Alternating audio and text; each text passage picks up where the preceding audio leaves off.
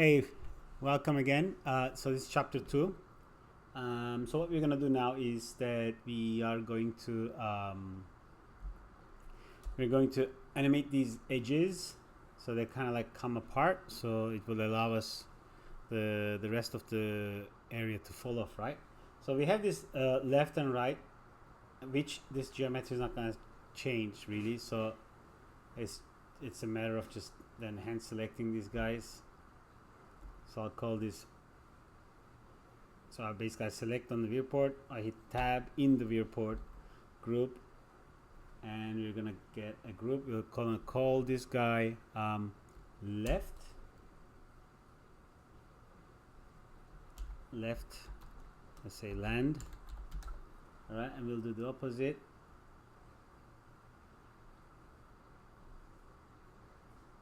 Just picking up a little piece on the other side. No, it's like this. Yes, group. So we're gonna call this R, which is the right land. So don't move to the left land. I made a joke. All right. Then what we can do is, cache this out a single frame. Actually, do we need to? Because it's already doing this from here. We don't really need to cache this here. I have cached it. I don't know why. Because it's not even animated yet. So then let's put a transform node. So we are going to animate left. So if I do anything, it's just going to affect the left side. And then we'll do the same thing. So this is, let's say, left animate. Put another transform. Right animate, and from the groups excuse me, we change it to right. Okay, so we have the left and the right. So let me check my keys. Actually, I'm just gonna probably copy these guys. As you can see, I did not name my objects, which is not cool. So I have the keys here. If you don't want to key it, you can just copy from my scene file, obviously. Which reminds me, let's save this as landscape part 2, or actually, well, this is part 1, so let's call this part 2. Let's rename this to part 1. Yes, we do that. Let me do that now, so don't forget. It's gonna be here.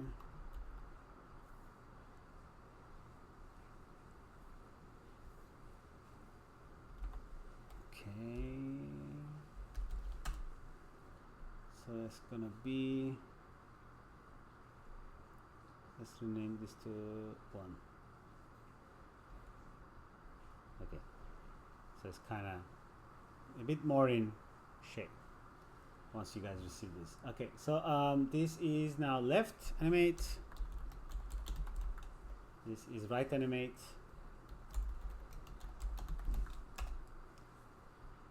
Okay, and if I press play here now, things should start moving, but they are moving the wrong way.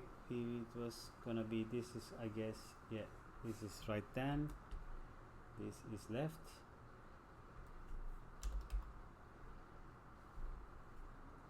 And let's do it like that, and like this. Now should be okay. Yes, okay, so now our land is separating. The other thing I did is so let's call this now. So this one is for rendering on the ground. Animated ground render. I thought it's dry. So what I did also is I did the same thing, however, a proxy version. A proxy version that also is a little different proxy version. You'll see now why. So let's the names are coming from up here. We don't need those names for rendering. We can't do those cleanup before animating, actually. Attribute delete. So let's keep position, of course. Let's get rid of name. Okay, it's a bit more clear. So let's go here. Let's go here. Now let's get left and right. And what I did is that I put a TED embed because we're gonna use guide geo, and I wasn't sure if it was okay to have such big spaces because we're gonna have some building pieces going inside these areas. Okay, so I am not sure if we want to have those spaces. So what I did is, I'll show you now. Let me get this number right, because if you have a small TED number, it's going to take like a year to fill that up, and we don't want that. This should be okay. Let's put this in.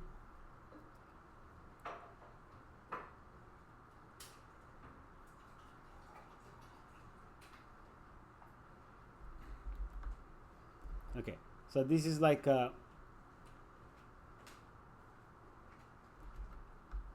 much lighter version. Also, it has points inside text. So if you are using guided geo, I think it just has a much better proximity. If you have pieces inside, it will have I think it works better. I don't know, because I had some pieces that were not moving, so I kind of like came up with a solution and it seemed to work, so I am using that.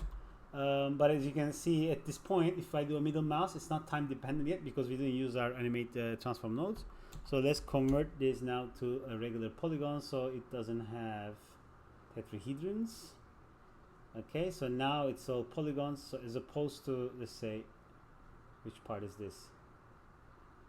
Well, we can do the same thing. I don't know why I actually separated them. I probably didn't have to. Let's actually, oh, because the groups probably don't. Yeah, I think the groups don't stay together, so that's probably why I separated these. Because after the TED, I think you lose the group. Otherwise, I could have done the same thing here, but I'm just going to have a look at that now. By doing a middle mouse, I just copy pasted the embed and convert, please don't crash, and paste it. So I'm gonna put this on the class 3, and it's taking surprisingly long. Okay, it did it because, let me check again. Yeah, it loses the group, that's why probably I didn't chain them. Okay, so let's plug it in to this guy, and now I'm going to take the right animate, and I'm going to go actions, create reference copy, and I'm going to put this guy here. So in case I change the animation, it will follow. Actions, create reference copy, I'm going to put this one here. And now if I put a merge one, and I can say, and oh, I think in the previous lesson I was saying I wish there was a way to do the default settings for the color and the null. I think it was Control T. Let me see. I forgot totally yesterday. I was checking for it. I think you go like Control, drag and drop. Okay, let's try this guy. Let's try the cloud. Okay, see, it becomes the default for all the nodes inside your scene. So it's hold Control, drag, and same applies for the color. I think this is super cool. It may actually save a lot of time. So I suggest you guys do the same. However, I think it just follows the chain though. Anyway, so after that, every time I drop a null, now it has the proper naming convention and the color. So let's call this animated ground proxy. You can use this for collisions and volume later on. Okay, so let's line these guys up. I'm gonna turn this on, put on auto, let it cook for a sec.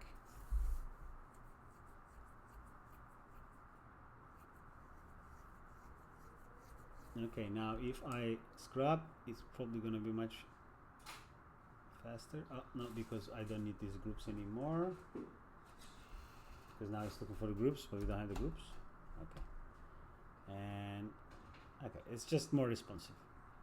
Okay, let's save again. The next thing we have to do is create a VDB of the terrain itself. I have done it before animation. I'm not entirely sure why I did it before animation, because I use it somewhere else, I guess. I guess I will not do that now. If I need to, I'll come there and I'll do it again, because I have before the animation here, because animation is here, and before the anim I cached it out into VDB, and I'm not entirely sure why I did it. I'm sure it has a use somewhere. So imagine this tutorial spreads around to a time frame of like 5 months as I prepared. So sometimes some things just are forgotten why they're there, but they are useful. So I'm not going to delete it, but I will keep it for later. All right, let me put let's name these in the network boxes so we remember later on. Then it's just a bit easier to manage as well. So this is the proxy land. This is the animated land, high res one. Let's call it hero land. So now we have to move forward for our the middle pieces. How is that going to be? We already made the fractured area here. So what we want to do is to be able to, because we don't want to simulate all these pieces, quite many.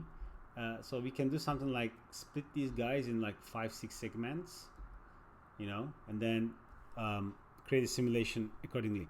So what we can do is that, because here it's still like time dependent, so but anything that we need to simulate or fetch information from that doesn't need to be moving, you have to make sure, even if it's it doesn't seem to be moving in viewport, it may have attributes changing. So obviously that sometimes slows things down. So make sure this time dependency is set to no, which means that the data doesn't change, so you can scrub it without any impact. So let's put a box. Let's hook it up. It's going to give us a bounding box, right? So I'm going to put a blast, and I'm going to blast away. I think it's 5 is the bottom one. Okay, it's top one. Then I'm going to put a divide sub.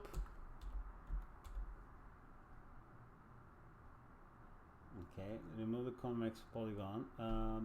Put on manual because it's quite a big object. So turn on Bricker polygons. This is what I used. And I said 1000, 100, 200. This actually, the Y is unimportant here. That was a mistake. So basically, I am trying to get 1, 2, 3, 4, 5 primitives here. This is quite important. So this is the value based on Z. So it's kind of like splitting, right? So if you want more wedges, less wedges. So I settle with this many. So this is, let's say, to define wedge area size. Then keep top prim. These are not really that important to name properly, but I guess it might help later on. So let's drop down a wrangle and give these primitives a name. Wedge names, wedge attributes, or wedge attributes. Okay, now switch to primitives and type I at cluster equals at prim num. So we're saying typo prim num. So if we switch to primitives here, it didn't at prim num, no, prim num. Okay, so it's now cluster 0, 1, 2, 3, 4 is equal to the primitive numbers. So I have these separate values, attributes. So these red ones are these guys, and now we have attributes that matches them. So even if I delete any of these, the red ones will change, but my cluster primitive ID won't change. All right, so just gonna put a transform, because remember this is the exact same size. I think I move this down for some reason. Now I just move it up a little bit because I extrude downwards. That's fine. Let's put this on template mode so we can see what we are dealing with. Now what I want to do is just a little, just a little offset, right? Little offset. Okay. Now what I want to do is that I want to create my wedger wrangle that keeps or deletes what's needed. So let's put another wrangle. You can use blast as well. I'm just kind of used to this guy quite a lot, I guess. So let's call it change wedge, and let's type if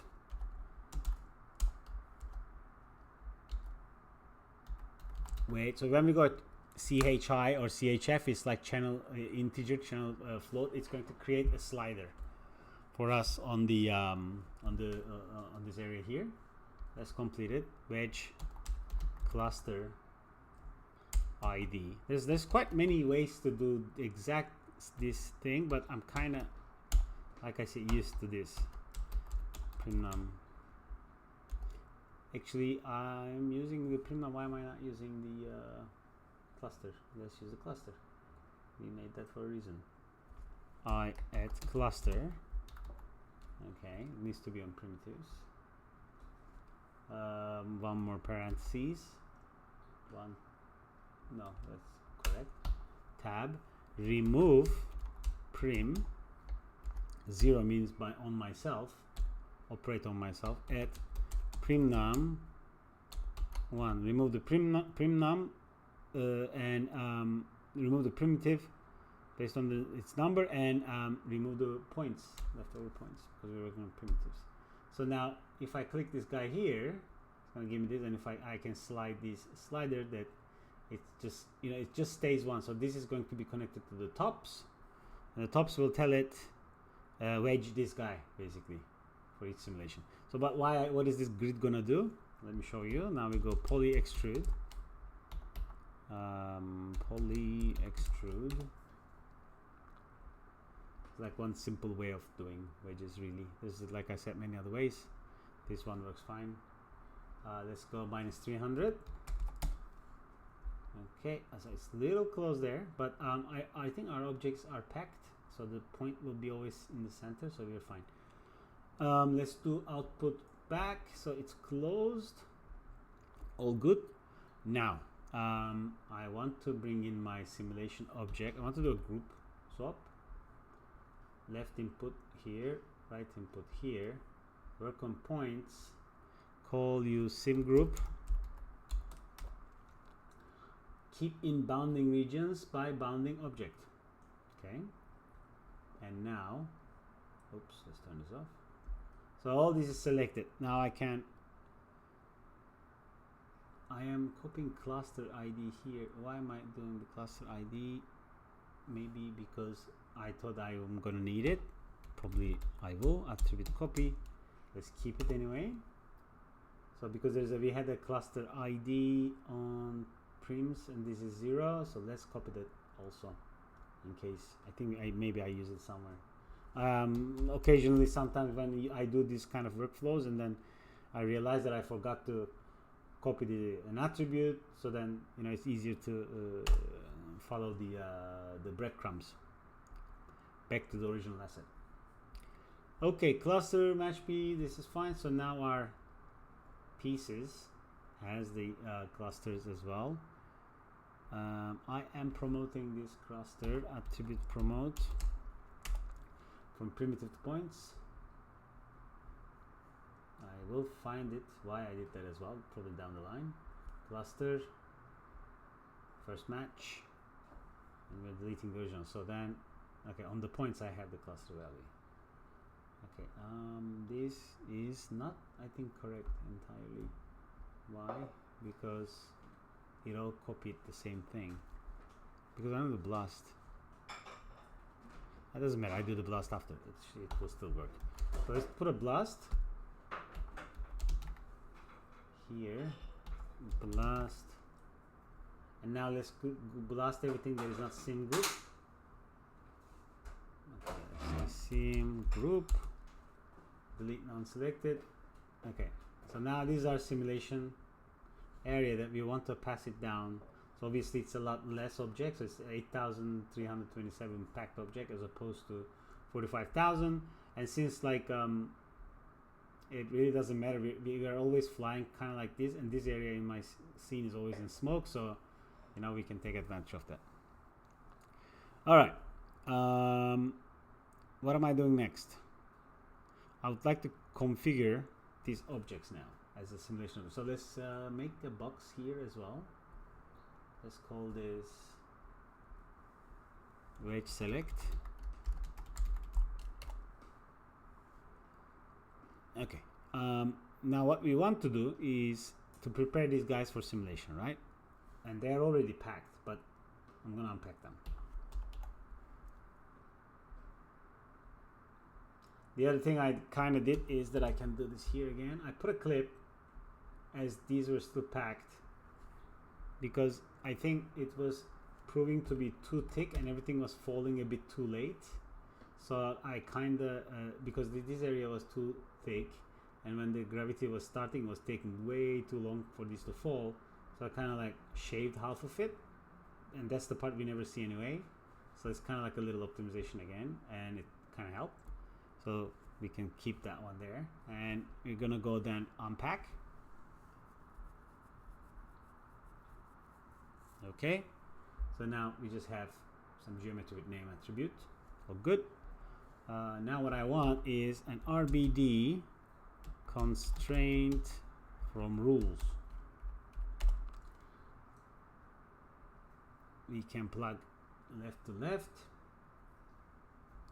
Let it cook for a second. So I create all these constraint networks. You see, I won't be using .NET.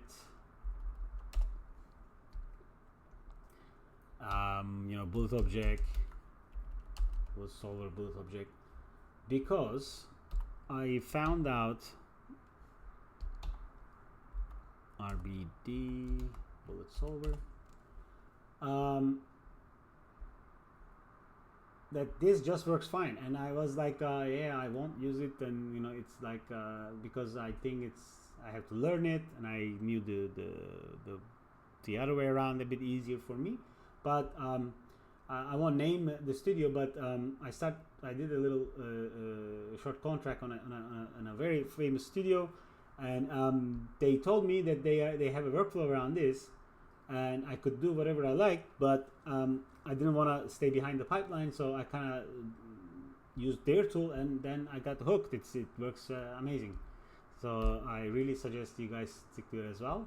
I am currently, as I'm recording this video, I'm using the same technique for another feature movie that has a huge collapsing object, and it just works wonderful. Okay, let's continue now with the settings. So RBD constraints from rules. So I want to create from surface points.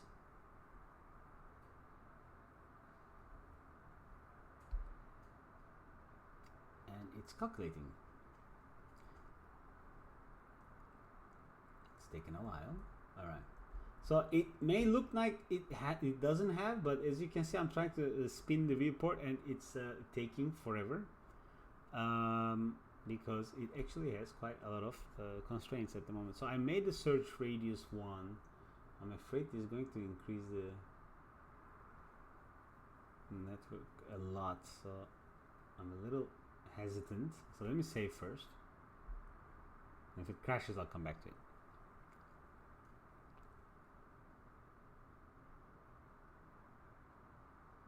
Okay, it's really not letting me. Come on. There must be quite a lot of constraints at the moment visible. Okay, 1 second, I'm not going to save now. I'm going to switch this back to first option. I'm going to increase the search radius, maybe it's going to decrease the amount. Come on. Okay, let me pause, guys. We're going to waste the video. Okay, so we're back. I will do a little test before I switch that to the big one. So it's like a little section here, right? Delete, so it's a lot less. It's gonna be much faster to test. Let's go, so there's search for this one. There's nothing else selected. Let's go surface points. Okay, so that's, I can go like this now. Just going to investigate what's the story here. So okay, that's 21,000 points. So if I go 0.5, actually it's a lot less. So this is supposed to be fine. It's really slow. Let me continue with the rest, and then we will switch after. RBD next one is RBD constraint property. So the first rule, the first, you can really get close, and as you can see, if you see that like 3 lines, you just drop it, it's gonna connect. So the first guy makes the constraint geo based on naming convention. It just creates points, and then the second one, RBD constraint, basically tells what kind of constraints these are. And in this case, I went with hard, and I left it as it is. So let's do something like this again. I want to maybe not like this, but because I want to test this. So let's go select something like this across. Okay, so one edge to the other.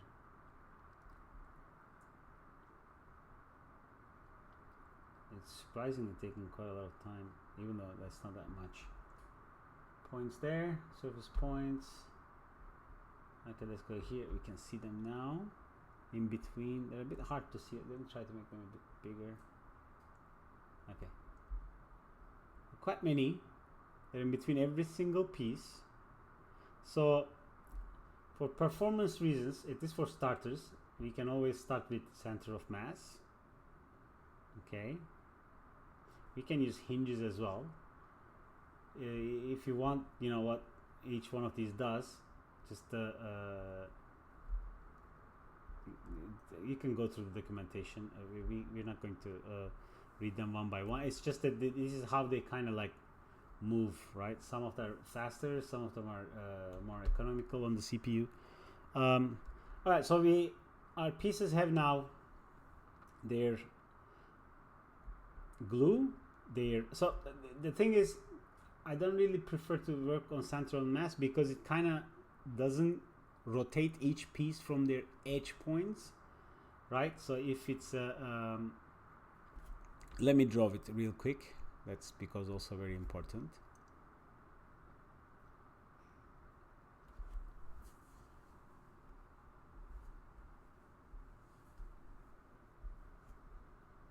Okay, it's too bright.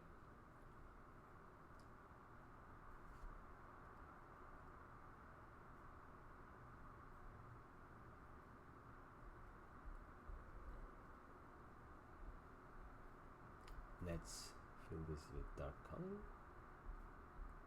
and paint with white. Okay, so imagine we have 2 pieces like this. I cannot see my cursor. We made it too dark. Sorry. Let's do something like this so I can see it. Krita. Let's give him a hard time. Okay, let's try like this. I still cannot see it. Why can't I see my... Okay, let's do that. Let's do bigger. Okay, and let's go white again. Alright, let's say we have one object like this, right? And let's say we have another one like this. So center of mass creates a constraint here, and then basically this is your rotation area. However, when you go surface points, it creates more on the surfaces. So if you have, where did my Krita go? Here. So you can have a rotation axis that is right at this edge. So then this guy will rotate from here, and then it will end up it can end up like this, right, from here. So it's kind of like makes things look like they're bending a bit better if there was a gravity applied, in a very short explanation. Of course, the purpose of the tutorial is that to show that there are these options, and it's always good to give it a go, to just, you know, play around, you know, like I'm doing now. I have a little, you know, test section. We're gonna test it out and say, okay, this is working fine, and we'll continue with that. So anyway, so we converted now our constraints to hard, and you can see that information if you plug the output of the constraint geometry. So if the rest lengths, they're length, and they're hard. Now let's configure our objects, because we are still not packed objects. So that's RBD configure, and drop it in, so that the constraint is still traveling with us. So here now, this is, I didn't change the settings, but these are the things that you can change and feed into the simulation. Like, what kind of collision group is this? Do you want this object to collide with some other object? Or you want this collision group to ignore some other collision group, so they don't collide with each other? Do you want to put speed limit? Do you want to create deforming objects, so on and so forth? Some mass attributes, and there's some other constraints that you can all assign. Pretty cool stuff. Now what I'm doing next is that I'm going to bring in my animated ground, this guy here. So let's drop in. I don't like too many crisscrossing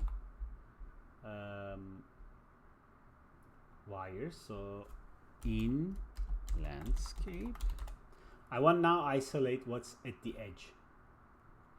Okay, so how we're gonna do that is this, like this.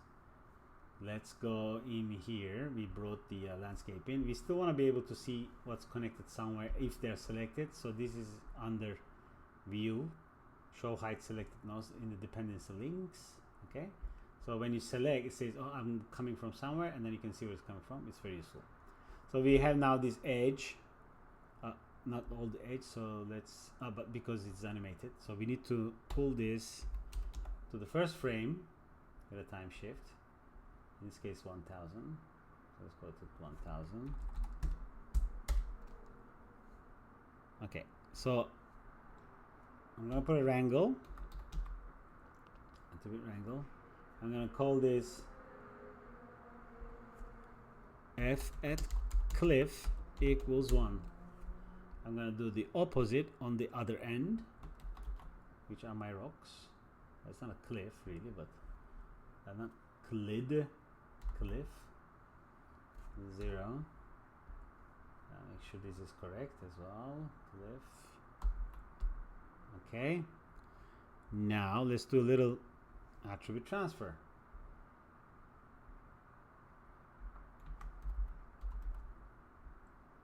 There's gonna be from this guy to this guy. It's gonna be just the cliff, and my current value is 75 meters.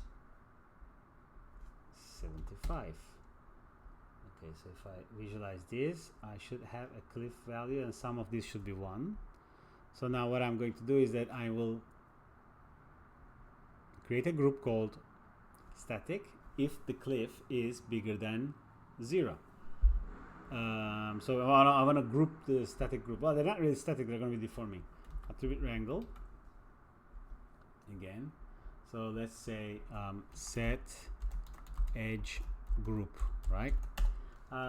Here's a little thing. So it's actually quite surprising that I see that a lot of people don't know that these exist, that they're really handy little snippets, and I use them all the time because I always forget the syntaxes. So you can go to so what one is to create a point group based on a threshold of an attribute, which in this case is cliff. So we're gonna name this static. Well, it's not static, I think it's deforming, but I named it static, so we'll just leave it as it is. So we don't need this to color it. Then if I have a look here, now I have a static group that is 635 pieces in this group. Now I want to set conditions, default conditions for my objects. So it's an attribute wrangle.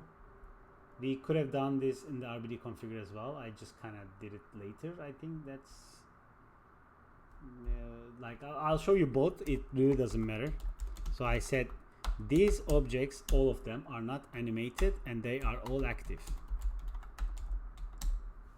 Okay, which is now pay attention to the points. There's active and animate, so I can disable that and I can actually say the same thing here.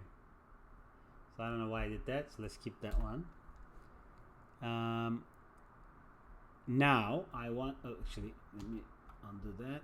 I want to say, so I have this active, but I want to say if they are static though, in the static group, then I want them to be animated and not active. Okay, so if I do a blast to show you which objects are going to get affected, if I go static, reverse, so, and if I visualize the edge, so now all of these will not fall, everything in the center will fall, and if I want that to be a bigger or smaller area, this is all I have to do.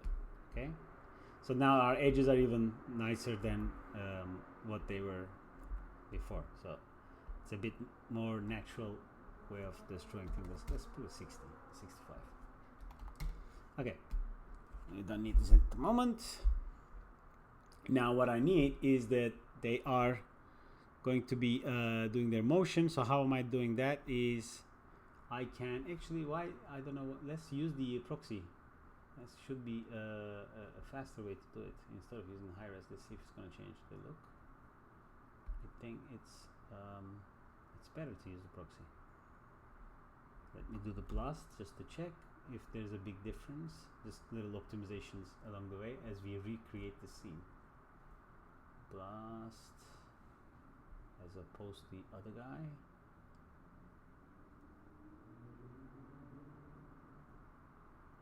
Okay, interesting. Is it because this has more points on the edge, or maybe because this is not detailed enough? No, it's all right actually. Let me quickly debug this. It bothered me. So let's go here. Okay, and time shift, good. Attribute set here as well. So blast doesn't blast anything. Is it because the distance is not much? Okay, the distance is too much. Okay, so let's go 30 then, or 25. So again, like we had to adapt. I think that's because this has more tetrahedrals right near the surface, so it's picking up more objects easily, much easier. All right, anyway, that's cool. So now let's do a section that we want to animate. So we want to create a little point deform.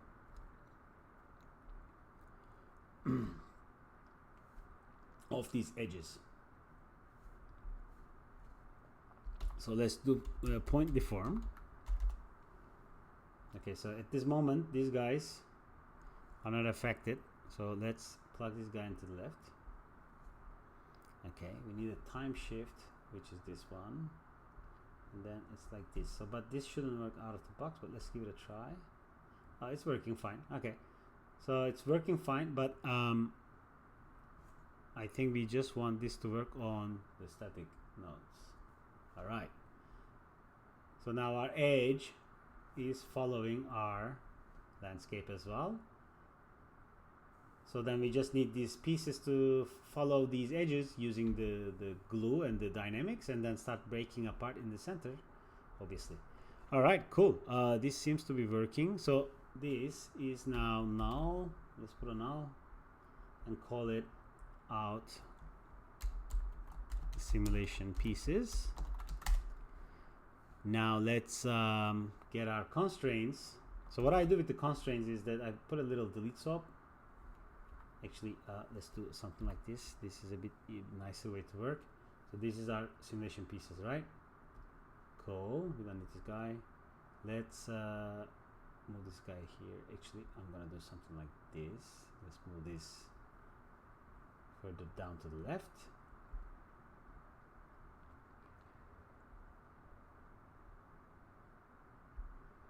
Let's now extract our constraints let's name them out constraints. Out constraints. Okay. What I do with these constraints is there's a little cheating I do. I put a delete, and sometimes I delete random pieces. Let's say in this scenario, like if things don't break faster, if things don't break as fast as you like them to, so you can just remove some of the constraints, and this is what I do. So in this case, I'm removing a lot of stuff, but we can play with these numbers. So let's bring this guy next to here. So this is the constraints. Okay, and we have the proxy landscape, which is going to be our collision geo. So we can do another null, call it out collision. Excuse me. Collision, and this one goes to the landscape. All right, now we're actually ready to pipe this in to our solver, but in case we end up doing some additional work, what I usually do is actually let's color these properly as well. So this is the RBD prep.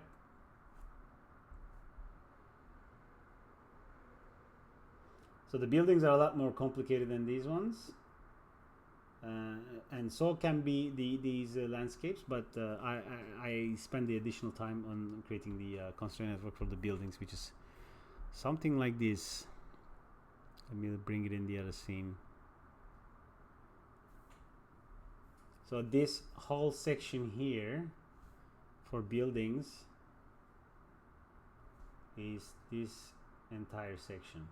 So obviously it's a lot more sophisticated, but in principle it's same. It's just because they're different types of geometry. Let me check the recording time before moving forward. Okay, we can still continue more. All right. Where are we? Yes, so this is now the, let's name this section the edge drivers. Okay, now let's put an object merge, and let's say in sim pieces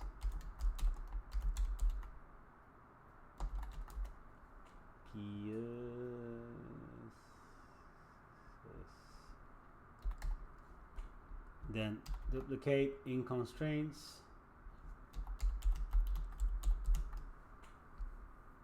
in collision. Like imagine if you want to add some stuff later on for collision, so on and so forth, it's like it gives you a little room for organizing your scene. In collision. All right, so this one goes here, this one goes here, this one goes here. Okay, now we are going to drop in because these are in and out connected. What I want to do is maybe give them a similar color so we can follow up. It says in and out, they're connected. Let's name these. No, let's not do like that. Let's delete this one. Let's call this simulation dop inputs dop dependencies, and these are dop sources. Okay, now let's drop in a RBDBullet Solver and hook up our connections. So the first one is obviously the required geometry. So I'll go to the first frame here. If I turn this on, and this will just probably fall down now. It's just the scale is so big that it's falling down really slow, but it is. Okay. Because this is, if you remember, this is like 200 meters in x-axis. So from here to here is like 2 football fields. Okay. Next thing is there's one thing I skipped. Sorry, let's do that. Here under, just before the constraints, what I did is then I put a primitive warp, because I'm overriding the strength of the glue, so I'm making it weaker at the center, so it kind of cracks open at the very center first, because you know we don't have like a real world structure here, so we kind of need to cheat it. So how do I do it? It's based on the x-axis. So let's drop in a relative bounding box, and I connect position to position. Okay, and now I'm interested in x-axis, right? So I put a vector to float. So what does relative to bounding box do? If I do a C, if I do the CD here, and if I visualize this, it gives me this world position for colors, right? But if I extract the x-axis, and then it's gonna give me an x-axis fall off from 0 to 1. Now all I need to do is to remap this by using a ramp attribute. Ramp parameter, plug this in, and now I output this attribute so I can use this inside my simulation, which is going to be G mult, glue multiplier, as I named it. So we don't need the color. Well, actually we need the color so we can visualize it. And then if I go to primitives, I'm going to see an attribute called G mult. G mult here. Okay, it's not supposed to be a vector. There you go. All right, it's a float. All right, cool. Now the next thing is it's outputting us a vector, because actually I want this spline, so then we don't have to worry about it. It's going to be correct. And let's plug this guy in here so you can see what it is doing. Right now it's 0, because when you go spline, it's a flat. So in my test, it's kind of something like this. So it's on here, also on here. However, another one here, another one here. It's kind of dark in the center. Okay, so now this, obviously this glue will easily break from here, and the things will start hanging, bending. It's a bit easier. Okay, and I am also kind of animated these over time. These guys go left and they go right, so I'm going to copy that now, so you can do the same thing, which is the exact same thing. It's just that it's animated over time. Is it moving? Yes. So if I plug into the color, it is plugged into the color, but it's not visible that much. Oh yeah, it is, because it's really hard. But this is what it's doing. It's the same thing, except though it's if I actually move this down, you'll see that it's doing that. Yeah. So to make sure that it's things are falling over time, a bit easier, because things were not falling. All right. Back to our .NET. We need to plug in now the glue network. Constraints go here. Collisions go, if you do a mouse over, collision goes here. Okay. So there's other ways to do this. Like, we didn't have to do this point deform, but then why did we do it? Because we can.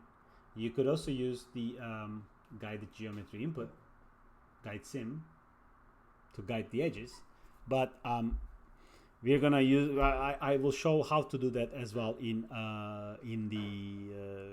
the building simulation. But this is like a very similar thing. That's one of the good things about Houdini, right? You can do many things in many ways, and if you don't know how, they make the tool for you, like this guide sim, and then you can dive in. It's a more sophisticated way of doing guided. And then if you do Control F and guide, it's gonna be a guide capture. And then if you can follow your way back up, you can see, I think, how they are doing it. Guide here, dive inside. So there's a lot of stuff happening. They're a bit better. There's more options, but this is, this works. For this purpose, for the building, we use the guided, which is nicer. Anyway, so let's go to now solver settings, and let's go to collisions, and then we're gonna change the collisions to create deforming static object, because our side walls are actually deforming objects. Let's go to constraints, and then breaking thresholds. So for soft and hard these are the numbers I ended up with that worked for this current value and current screen size. You are free to experiment. Force threshold is 10 million, I think. Yes. And there's a little variation, and it's scaled by an attribute called gmult. And then also things will break if things are hit by other things.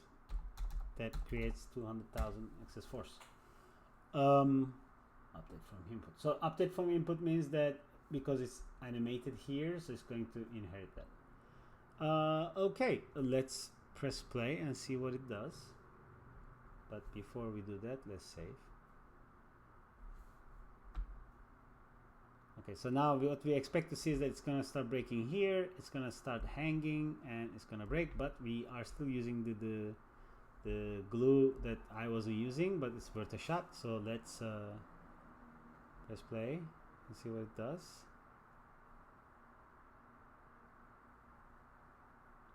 Okay, so let me pause this, then I'll make a flip book and we'll come back. Okay, so the flip book is finished, and I was doing a test with the surface points too, but honestly I think with these settings it's not really worth the extra effort because it's usually a bit slower. So let's stick to the glue from the center. It may look like it's breaking a bit too easy because it is. So you may want to make them a bit last longer. Maybe it's again, this is like a creative feedback. It's up to you, to your taste, what you're designing. But in this scenario, because my camera is kind of like following the destruction, so I wanted to be able to see some chunks that are still together for a brief moment. So it kind of here is still have, and then it kind of breaks away, and then just falls down. So so in this scenario it works fine. So let me stop because I was cooking something on the back. So then I disabled our test blast, loaded everything for one section, and then the rest will be simulating. Let me reset this. There's another thing that I didn't do, but I would like to show how to. So I'm just gonna put that back on because this is kind of soil, and it does kind of make sense for this to work. Why is not working? Cooking was, yes it was, I interrupted it myself. Okay, this on off. It's just a better, it's not supposed to be there, I guess. Let's go here maybe. Let it cook. No, do I need to save and open? Come on, this is stupid now. And it's not gonna cook it until it is proper cooking. Yes, it was interrupted. Okay, let me save and reopen Houdini.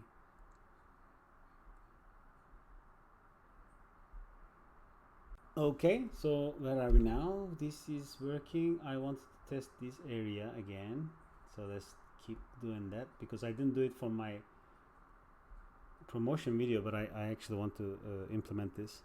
I think it's a pretty cool feature. So just let it bake its things. It's actually taken a while to do the embedded TED geo. Well, since we are, well, we don't need this here for buildings. We're gonna need it. Okay, let me press play again until they kind of come apart.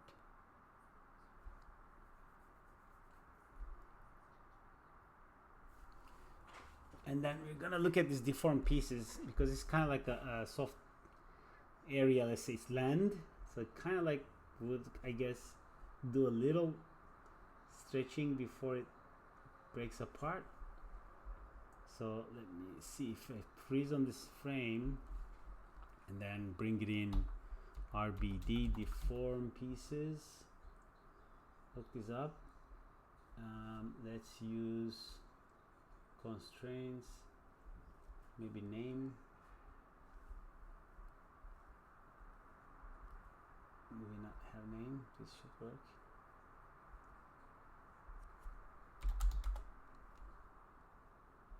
No, it's not working. Attribute name does not exist on the input geometry. That's awkward. It does here. No,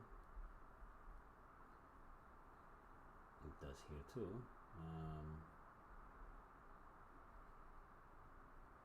What do you want from me? Maybe it's looking for this one. Yes, also Procedural. Oh, we didn't connect the Procedural. Oh, we should do that. It's for speed reasons actually. Let me remedy that. This is also very important. Procedural. So let's go in constraints here. Let's say Procedural in Procedural. Why not use it when we can? Let's move this a little to the left.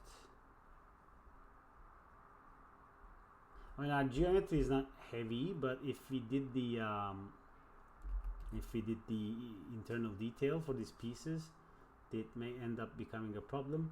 So if I go null and output this, it's gonna be kind of like the same thing, because our proxy geo is not, we don't have a proxy geo, we didn't brought it in here when we did the material fracture. But if we did, all we do here should have gone from here, so it kind of like deforms the proxy geo. This is the proxy geo, okay, and our hero piece will be here, so this will go null here, so there will be alt hero.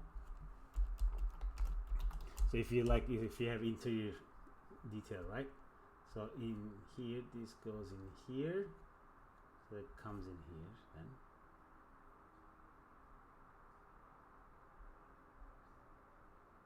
And all the attributes that drives the simulation should go from proxy. And if I put this in here, now I should have a proxy output, which is exactly the same as hero output, because our meshes are same. And if I press play, exact same thing should happen, because proxy will drive the hero now. So let it cook a little bit.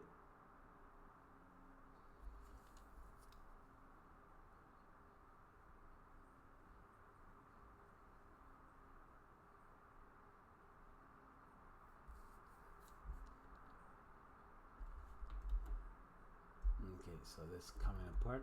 So there is actually a neat tool called .io. No, sorry, RBD IO. And RBD IO actually saves a static frame of your hero and then saves the moving objects as a point. And it's like much faster to and actually transforms the cached single frame high-res geo with the rest. But this is not how am I doing this here, and I'll show you why, because I kind of, it still doesn't have the like, it caches a few things inside and it doesn't have one input point. So I kind of think it was easier to do it manually. That works with the tops. So that's why we're going to do our manual way. But if you're doing testing on your own, you cache this guy out with the RBD.io. So let's try this guy again. You go here, you go here, you go here. Alright, so now it's working. I don't have to do anything. So what it does,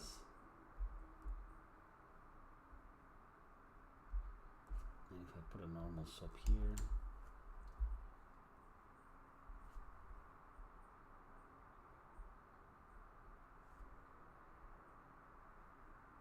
I need to fix those edges, but so the edges will start snapping away from each other, but there has to be a better fix for this. I think there was a edge fix in RBD. I don't remember though. Convert constraints, bullet cluster, configure. No, I don't remember. So, but let me simulate a bit more. So what happens is, let the pieces come a bit apart more.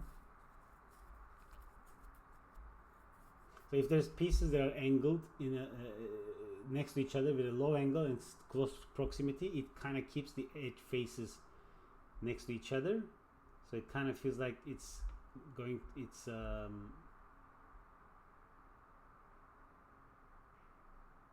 kind of feels like it's stretching just before it breaks, right? So there's a radius here. Let's go maybe 2. Let's go like this.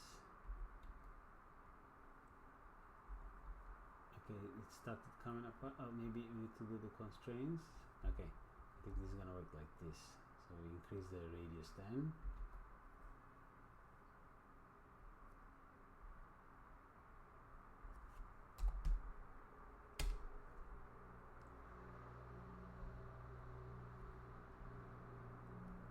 I think so, it's like this. Let's scroll back a little bit.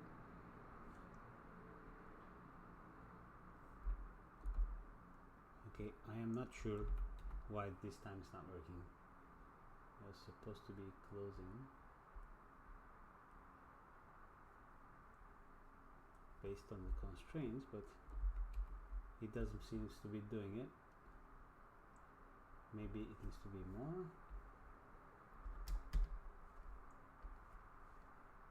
Yeah, maybe it works better in smaller scale. So let's ditch that for now. And if I come up with a solution, I'll make an extra lesson about it, free of charge. Okay, so we're gonna cache out now, but we're not gonna cache out the geo. We're not gonna cache out the proxy geo. Also, we're gonna cache out instead the simulation points. So that's gonna take a lot less space, obviously. And we have everything else in our scene to be able to transform our pieces. So how does that work? First of all, we have to set that up. So these are inside simulation, right? So let's go here. Let's leave this guy here. So we're going to cache this out. Let's call this out sim PTC, out sim PTC, and then we're going to go geo object merge. Sorry, object merge. We're going to bring in our hero pieces, which is this guy here, in hero pieces. Then we're going to put transform pieces.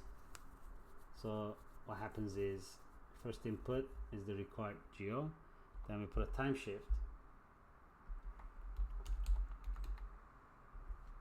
which is the rest frame, which is our start frame, to be not $f, but to be our rest frame. That goes into rest points, and then the simulation itself comes into required points. And if you do a transform pieces will still move. However, it's going to be so much faster because we're only loading this geometry once, and then we are just loading the points, which is so much faster. Here we have some unnecessary attributes. I think no, these are all necessary except maybe the instance. So let's leave it like this. So now we need to cache this guy out. Cache out when it's wedging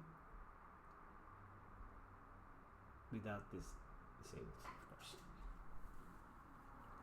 So how do we do that? Let's start setting our wedge system. So we go outside. So this is our terrain, obviously. These are our assets. So let's put this bar that's soon to be populated. Assets creation. Next thing we're gonna have under this is that let's do that as well. Oops. And then we can, let's structure it now, then we can fill that up later. Then we're gonna have environment layout.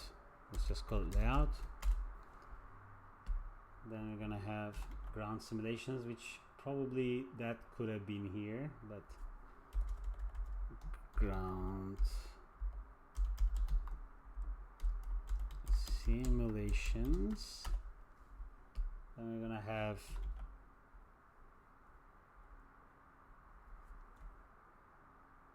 primary RBD simulations. Then we're gonna have secondary simulations.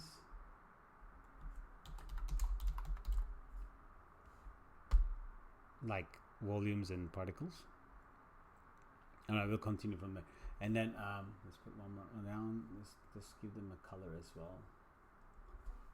Let's go like this. We'll change that after ground simulation. Earth color.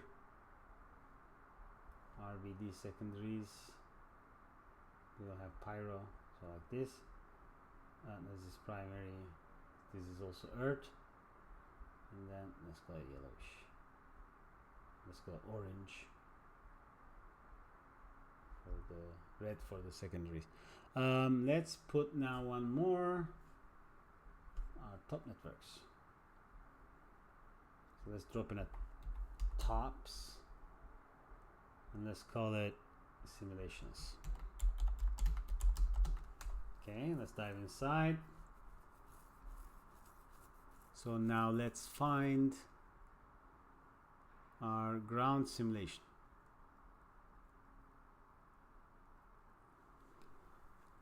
So what I'm doing is first I am baking the height field, so let's structure that a little bit as well.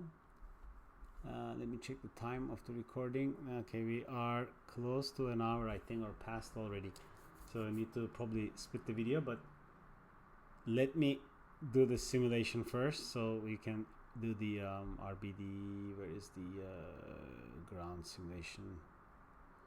On mine terrain VDB. This is the ground simulation. Okay, let's drop in a ROP geometry output. Okay, and then we're gonna put a wedge node. And we're gonna call this change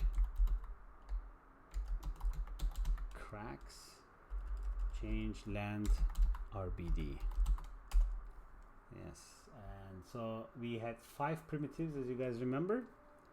I'm gonna pin this. I'm gonna go there. So let's run this first.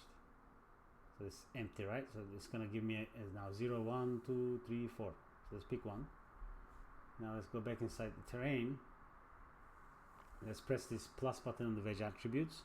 So what we want to wedge here is the target parameter, enable. We probably don't, you don't need to do that actually, but you can push like this. So where is our wedge?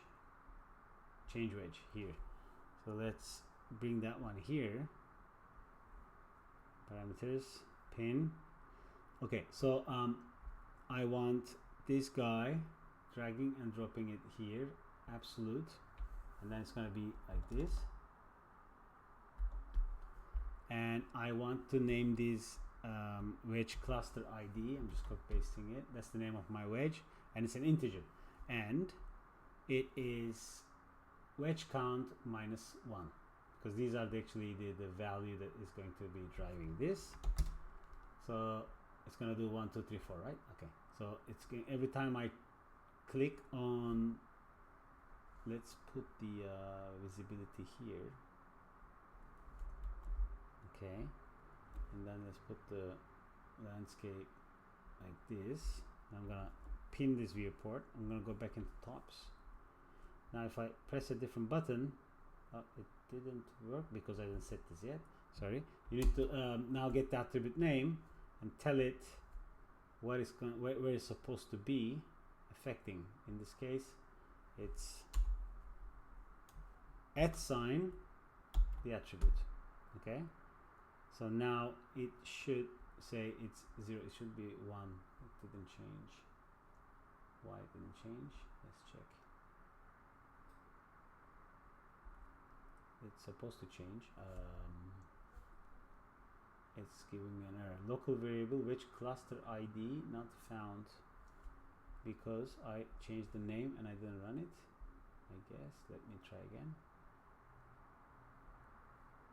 Okay, it's working. If you change some stuff, you need to run it again. So then you can click on these buttons and it's going to switch areas, right? So we all have to tell Houdini now is to simulate for each one of these to an X amount of frame. So that's easy.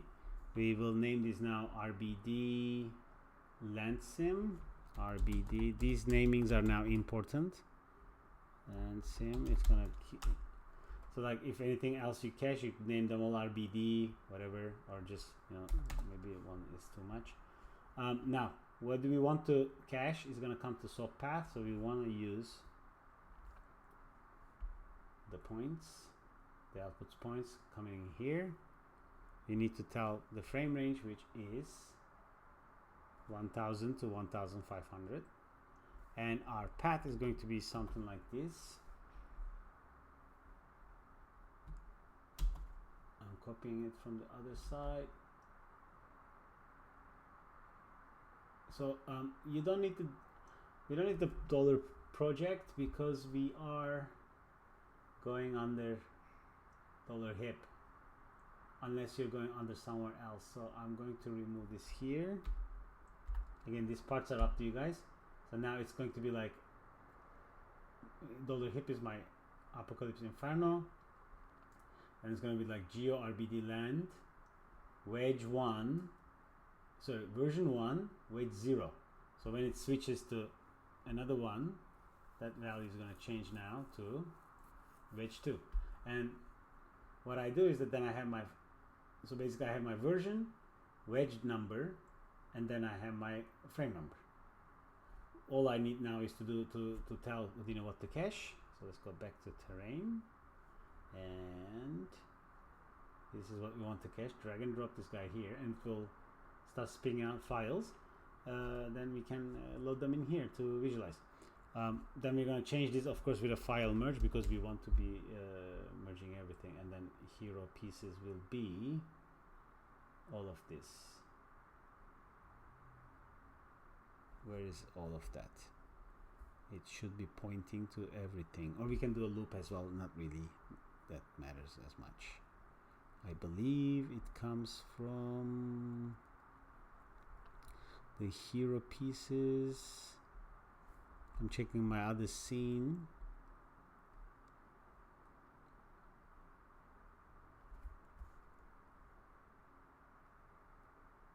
Yeah, it can probably come before the sim group. So this could be it, because the same name. This could be that. Okay. Anyway, we'll get there once we cross that bridge. I'm thinking now. Okay. So the last thing for this video that we need to consider is what we can simulate with what we have. How fast can we do things? So nowadays, a lot of people has a lot of cores. This is an older CPU now. It's used to be top of the line. This is a Threadripper 1950, so it's the first gen, 16 cores, 32 threads. So I have a fair amount of memory, but when I started it was 64 gig. So what you can do is that we try to saturate our cores as much as possible without filling up our memory. So we need to say, okay, one of these costs me, I don't know, 20 gig, and I have 64, so I can run 3 at a time. In that case, we're gonna say something like this: local scheduler. You're gonna go to job parameters. You're gonna say, I think it was, let me check on my other scene too.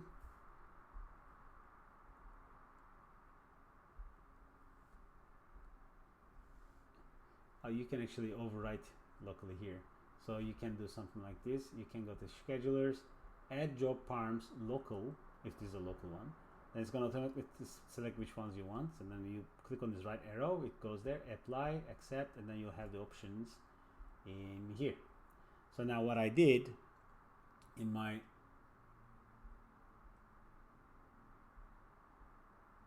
this version change. Oh, actually, look, this is pretty cool. You can actually limit now by memory as well. So I need to now adapt to that.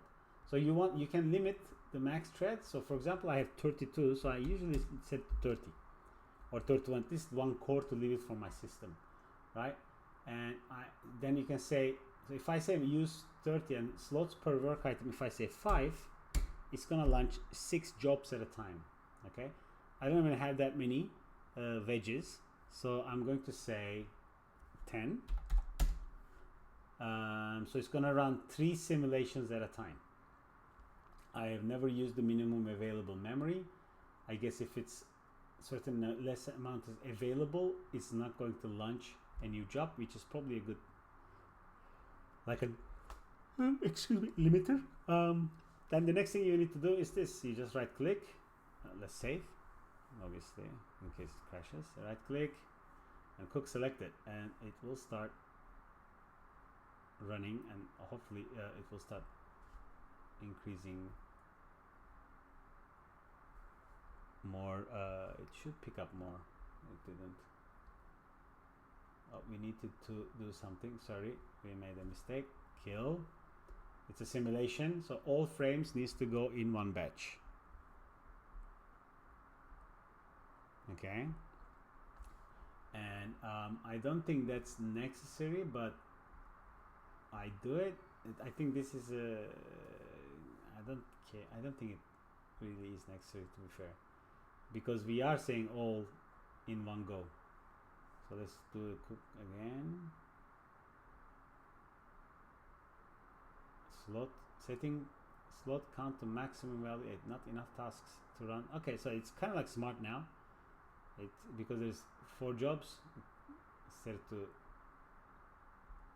4 of them, but it should have launched more than one, which it didn't. Okay, let's check the folder, because it should be creating additional folders in that case at the same time. It's supposed to launch simultaneous simulations. So right now there's only weight 0. Okay, let me double check this. This doesn't feel right. Local single slots per work. Okay. Rule. This is fine. Service. Schedulers. Oh, is it doing it maybe? It starts simulating. No, it's supposed to be like 1 and 2 at the same time. Open here. It's only doing 1 sim at a time at the moment. Let's kill it. Kill. Okay, let's try instead. Let me hit this already. Let's try drag and drop the scheduler. And let's try to use this scheduler. So slots 10. Then let's do 8, right? I'm saying 8. This should still work. Let's try again.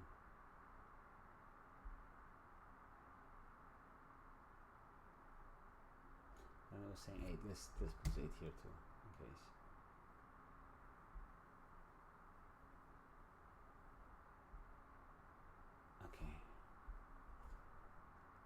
Okay. This is a new feature. That's pretty cool.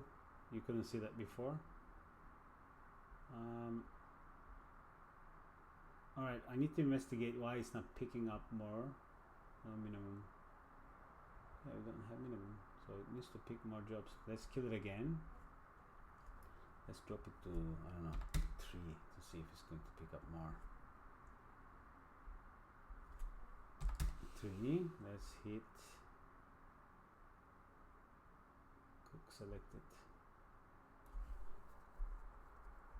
Okay, now it's picking 2. The numbers don't make much sense, but we'll have to investigate this. But basically, the rule is I have 5 wedges. 0, 1, 2, 3, 4. Well, 5 wedges, yes. So I have 32 cores. So I should be able to distribute my cores against the tasks. So if I do 6, it should do 5, because 6 times 5 is 30. So it should actually launch all at the same time, but at the moment it's not doing. And so I'm thinking something has changed between the version I was working as opposed to the current version. now it's maybe picking up more, and maybe it's okay. So it has two of them running at the same time. Maybe it's gonna add up more. Maybe now it kind of learns over time. I'm not sure.